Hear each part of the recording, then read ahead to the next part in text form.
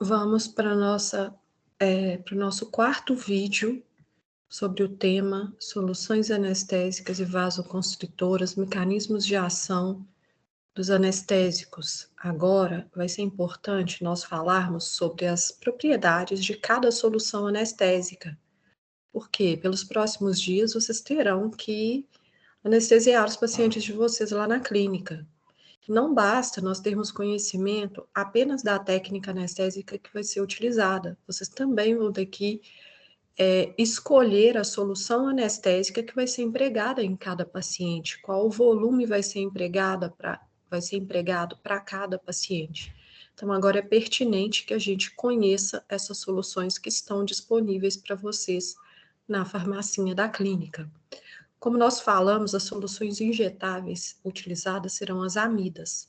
Essas amidas são estáveis em solução, possuem baixo potencial alergênico e são metabolizadas no fígado.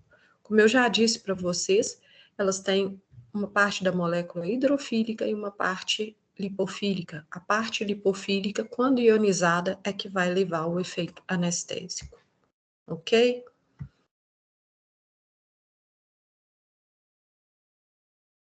A primeira solução que nós vamos estudar vai ser a lidocaína. A lidocaína, como eu já disse, nós temos representado a molécula dela aqui na parte de baixo do slide.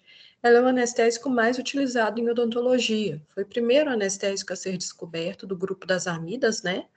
Sua concentração mais comum empregada, 2%. Pode também ser empregada a 3%, e a dose máxima recomendada em adultos é de 7 a 8 tubetes. Ela é encontrada associada aos vasoconstritores adrenalina, norepinefrina e fenilefrina, que nós vamos estudar mais adiante. Outra solução muito importante para a gente, vamos voltar um pouquinho na lidocaína. Se eu tivesse que dizer para vocês, vocês têm que lembrar da solução por uma propriedade apenas dela. A lidocaína é a mais segura das bases anestésicas.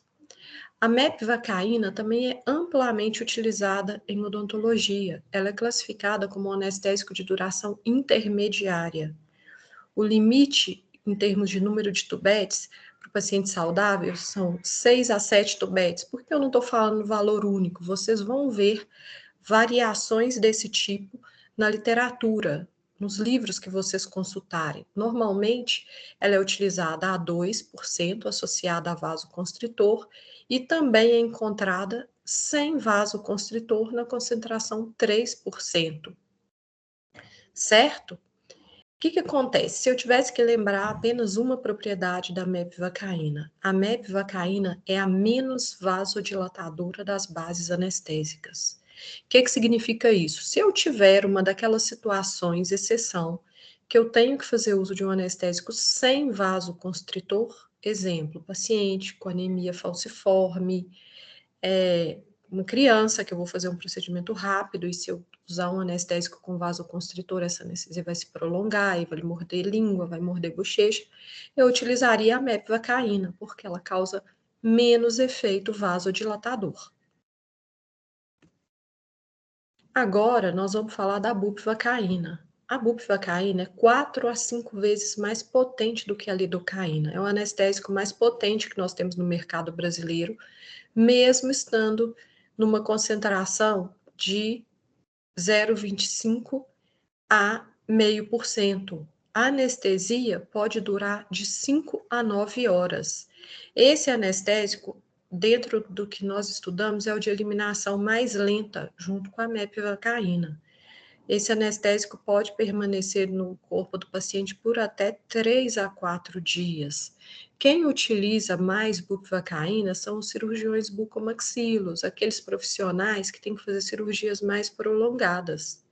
Geralmente o clínico geral, o periodontista, mesmo o implantodontista, não realiza procedimentos em seu consultório que necessite dessa duração de anestesia, ou seja, os anestésicos de duração intermediária seriam mais do que suficientes para o que a gente precisa. Vamos falar um pouquinho agora da prilocaína. A prilocaína, nós já destacamos ela aqui anteriormente, falando da toxicidade hematológica dela. Ela tem uma toxicidade 2 vezes maior do que a lidocaína. A dose máxima recomendada da Aprilo são 6 tubetes. A potência e a duração é semelhante à lidocaína. Em função dessa questão de toxicidade, a gente tem que usar um pouco menos. Questão da ortotoluidina, que é um produto do metabolismo da prilocaína, que é capaz de se ligar à hemoglobina presente nas hemácias, responsável pelo transporte de oxigênio. Então, ele transformaria essa hemoglobina em metahemoglobina, que tem menor capacidade de transporte de oxigênio. Por último, nós vamos falar da articaína. A articaína, de todos esses anestésicos, é o que tem menos tempo de mercado. Ela foi aprovada para uso nos Estados Unidos em abril de 2000, foi chegar no Brasil por volta de 2002, mais ou menos. Ela é comercializada a 4%, é um anestésico que tem a molécula metade éster, metade amida.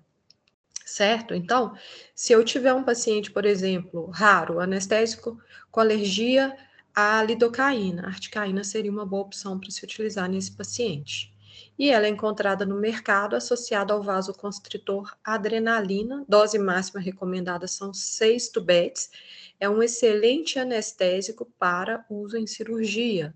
Qual que é o problema que nós temos com a articaína? Ela tem que ser aplicada lentamente, que ela pode levar o paciente a ter sintomas semelhantes ao choque adrenérgico, ficar com as extremidades frias, tremendo. E, além disso, ela é contraindicada para pacientes alérgicos a sulfonamidas, porque tem alergia cruzada, a molécula tem algumas semelhanças. Agora nós vamos falar um pouquinho dos anestésicos do grupo éster. Como eu falei, a gente não utiliza muito esses anestésicos para injeção, para infiltração. Nós usamos mais topicamente em função do maior potencial alergênico, maior potencial de toxicidade que é causado pelo tipo de metabolismo que ele sofre na corrente sanguínea do paciente. O mais utilizado deles, pessoal, é a benzocaína. Ele não é hidrossolúvel, então ele é vendido na forma de pomada. A absorção é dose dependente, depende da quantidade de anestésico que eu coloco.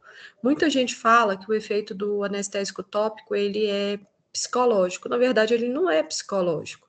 Ele não te promete que ele vai proporcionar uma anestesia. O que ele entrega é uma dessensibilização superficial.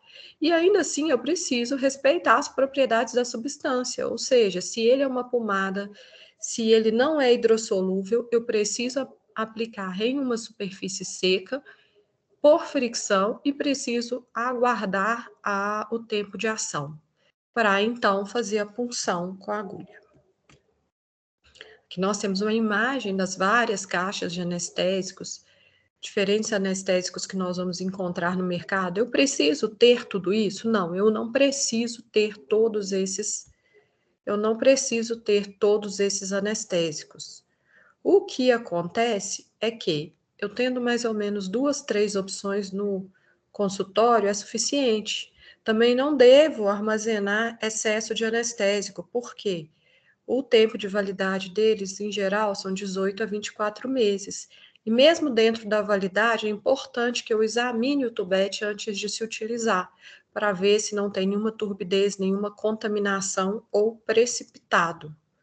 Aqui eu tenho para vocês uma tabela comparativa de potência e duração dos diferentes anestésicos que eu falei para vocês hoje.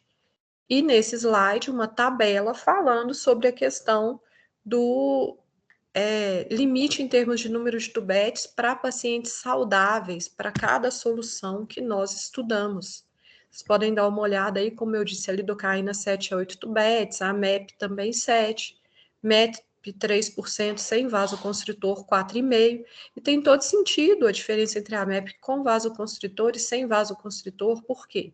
Se eu tenho uma absorção para corrente sanguínea, eu tenho mais risco de toxicidade. Então, eu tenho que usar um volume menor. Articaína, 5 a 6 tubetes, prilocaína, 6 tubetes, E a BUP, alguns trabalhos falam em 8 tubetes, porque a BUP está numa concentração muito baixa, 0,25, e aí vai ter diferença, o 0,25 e o 0,5%, ok?